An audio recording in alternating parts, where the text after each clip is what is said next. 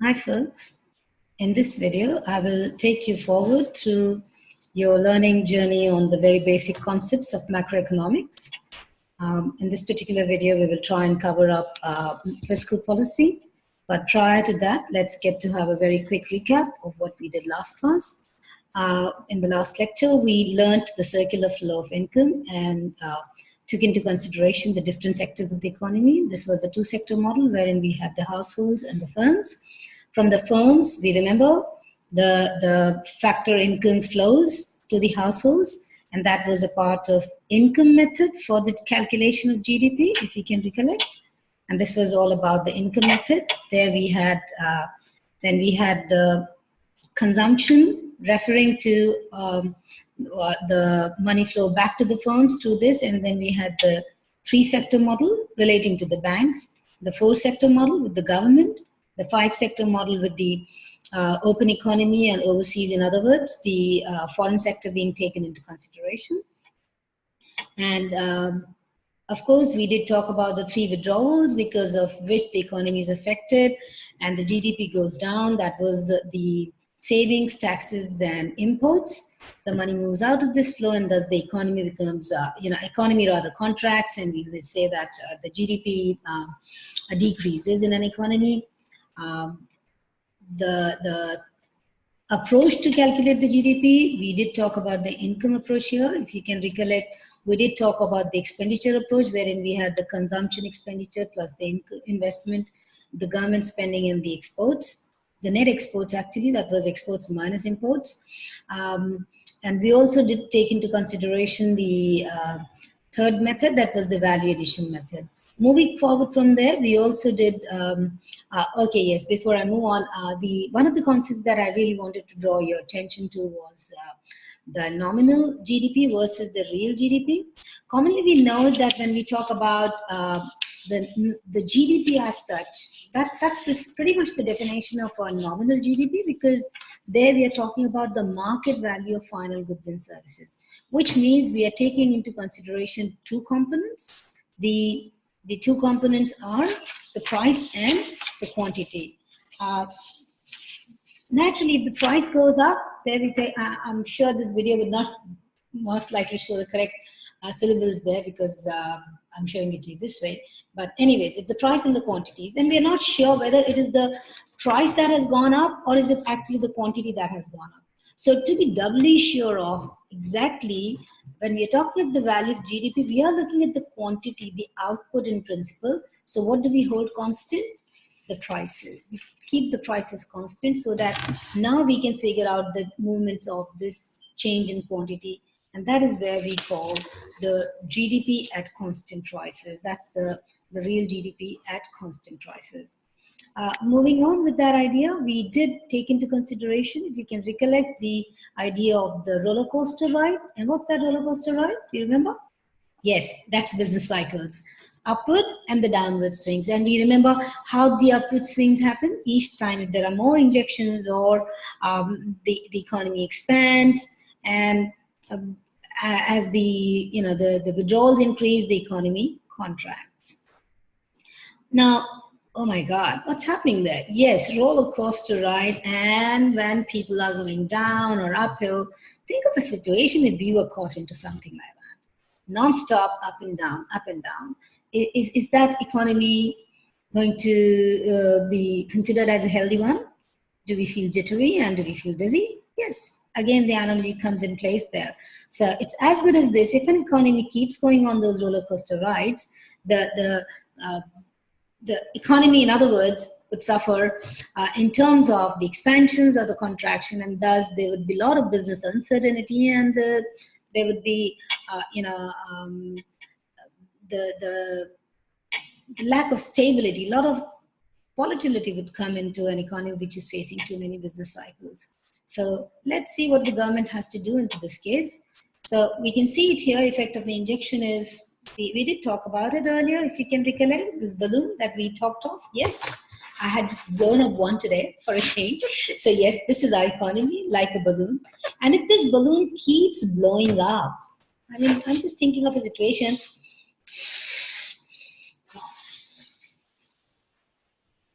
And then there comes a limit, right? Pretty much like that in context of the economy, there's a limit to what an economy can absorb. So if there's more and more and more of money getting into this flow, this would simply mean that the economy would inflate. Remember the word inflate? Inflate is relating to what? Changes or increase in price level.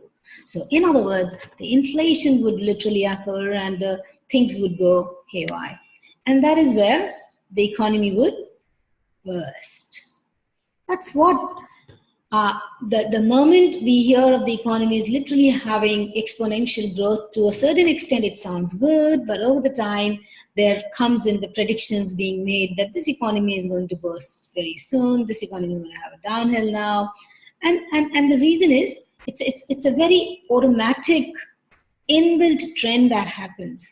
However, although this is something that's always going to happen, yet any country's government or the policymakers would want to minimize these rides, these bumpy rides. So thinking of an expansion wherein if the economy is peaking out, peaking as in like, if you can recollect from the earlier case we talked of, the economy is expanding and then it reaches the peak wherein the price level is literally high. So in order to control the economy or in order to kind of bring relative stability into this economy, what do? We can do only two things. Should we? Just I'm thinking of this balloon. How can I stop it from bursting? Should I blow more air? No, right? I need to either take off some air from this balloon or at least stop blowing it in any further so that naturally it just comes to a stable position and over the time maybe it will go down. We know it. If you leave a balloon filled with air, after some time automatically also it might actually go down. So there are only mainly two ways. Either we increase the withdrawals in a situation like this, withdraw the air, yes, or you could say decrease the injections, or maybe you could do both depending on the economy. And this is again, so when you're talking of a boom, I'm just again showing it to you through a picture here like a seesaw, that you can see here, if during the boom injections are more, withdrawals are less.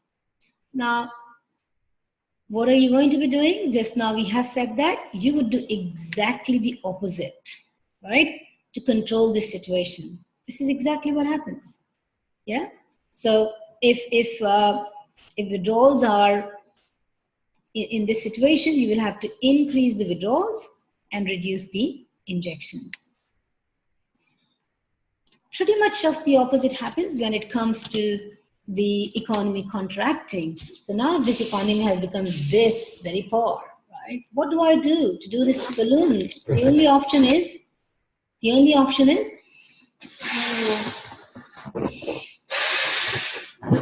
I blow air. I blow in. Blow in is, what are the injections?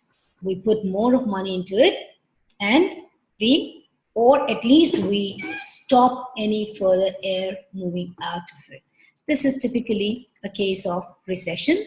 So when the economy has more withdrawals than the injections, you would see that the economy is contracting.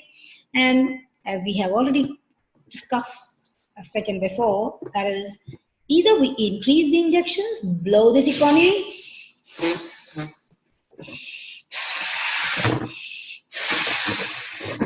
or at least do not let the air not move out. That's what we're saying here. So increase the injections or decrease the withdrawal, or maybe you could try and do both. In other words,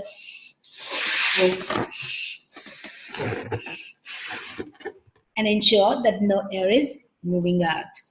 Now, what are these? When I'm talking of air, you got to remember each time I'm blowing in, I'm thinking of investment, government spending, and exports. Each time I'm blowing out, I'm thinking of savings, taxes, and the imports. So typically this is how in a recession the economy is, wherein you can see that the withdrawals are more and injections are being lesser. And naturally, just we do completely opposite. What it means is, in this situation now, we will try to increase the injections and decrease the withdrawals. Just opposite. I mean, each time you think of an economy into imbalance, you can really think of that seesaw or the balloon size, wherein, you know, you just need to control this economy, trying to hold it in place. So how it is, how do we balance? You go down, up, but instead you try to keep it on a balance in this economy. And that is pretty much your fiscal policy. Oh my God, you know fiscal policy already in that situation, but the only thing is now we need to kind of quickly apply it in context. So fiscal policy, it's just a budgetary policy by the government. And there are two ways of doing it. Why is it we are taking into consideration the government? Because we know it that government can inject money. It has a control on injection in terms of putting more money, that's the government spending, as well as it has some control on the very withdrawals also through the taxes. So government has got one tool of injection and one tool of withdrawal from this economy. And therefore, the government can choose to take corrective actions. Now, this policy can be discretionary, that is deliberate, or it could be automatic too. We'll talk about this in a few minutes' time. So when you talk about this discretionary fiscal policy as an expansionary and contractionary, so tell me, which policy are you going to apply when economy is going downward? Yes, you're going to apply expansionary because the balloon has become small, you want to blow it. Or if the economy is, now it's a very interesting analogy again here, you may want to consider. If a baby, you know, okay, I will take another one. Think of the government as the caretaker of your economy, right? Is the parent. And have you ever seen how the parents try and ensure with the babies to take care of them? So think of it, a baby is about to fall from the bed. What do? Oh, you just quickly jump and lift it, right? So if something is about to fall, you will try and lift it. Yes? And if something is actually just going up, thinking of your halogen balloon, if it goes up, what do? You quickly jump and you bring it down. Just opposite method or opposite policies actually applied. So opposite to the situation, basically, that's what we are saying here. So in this situation, naturally, if you look at it, if the economy is actually during a boom, it is expanding, it's going too big. So what do? We bring it down. And how do we bring it down? By the changes in the injections and the withdrawals. So the injection under the control of government is the government spending. So government can actually deliberately cut down on its spending, or, so you can see it, we talked of this earlier too, because the economy was booming. So what we did was we have actually decreased the injections and increasing the withdrawals, or you can do both as well. Just in contrast of this, if the economy is literally shrinking, if the economy is shrinking, we have already had a word on this, that the government will try to expand this economy by blowing in more money in terms of for the infrastructure, and it would just do the opposite there. Now, with this circular flow of income, how does this all get affected? Yes. In fact, before I even refer to that, let us also look into one more quick analogy to the idea of the counter-cyclical policies here. One was, we said that the government can take a deliberate action. So this is basically when the government is actually increasing, this is an expansionary fiscal policy. And prior to that was the contractionary fiscal policy. But what if the government takes no action? If the government takes no action, what happens? What happens is still things will work out. And I'm again thinking of another analogy here. You may want to consider two different aspects. You can think of it, the economy as an ailing economy. Any state of business cycle is basically a situation where an economy is not doing well, because as good as that, someone is about to fall sick, right? So thinking on those ideas, there's a different analogy I'm taking. An economy under a business cycle is as good as someone sick. Now, if this person is sick, there are three possibilities. One, this person has got some deficiencies. Deficiencies here is meaning maybe this economy is, in other words, contracting. There is lack of vitamin, lack of iron. What does the doctor do? The doctor gives in supplements, gives extra doses. Take this. So it's like if there is a deficiency, if there are lesser injections, if the economy is contracting, we put in more money, right? On the contrary, if the economy is actually having too much of activity in terms of maybe a viral infection or a bacterial, what does the doctor do? Doctor gives the medicine to reduce that, like an antibiotic to kill that bacteria, to make it lesser. Same thing, there is more bacteria in your body, and therefore you are actually being given an antibiotic. So typically an opposite. But the last, that's very interesting and important, is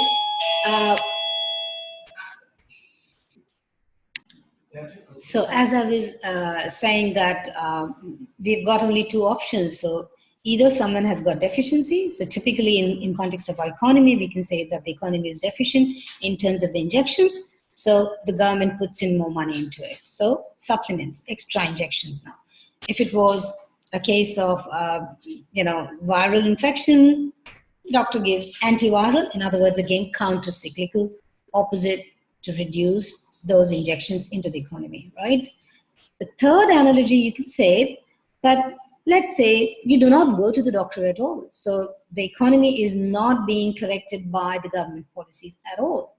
In that situation, straight on, how we have our immune system inbuilt, same way the economy has got its inbuilt immune system in terms of the transfer payments and the taxes.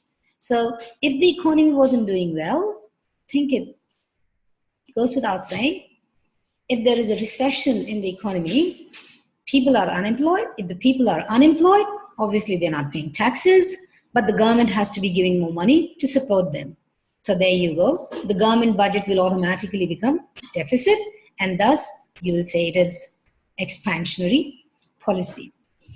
On the contrary, if the economy is expanding, obviously people have got jobs, they tend to slip into higher income groups over the time, and that would mean more tax revenue, and the government doesn't need to spend much on those unemployment benefits, as we call the transfer payments. So this is typically how an economy can also autocorrect or come out of those the recessions or the booms by itself.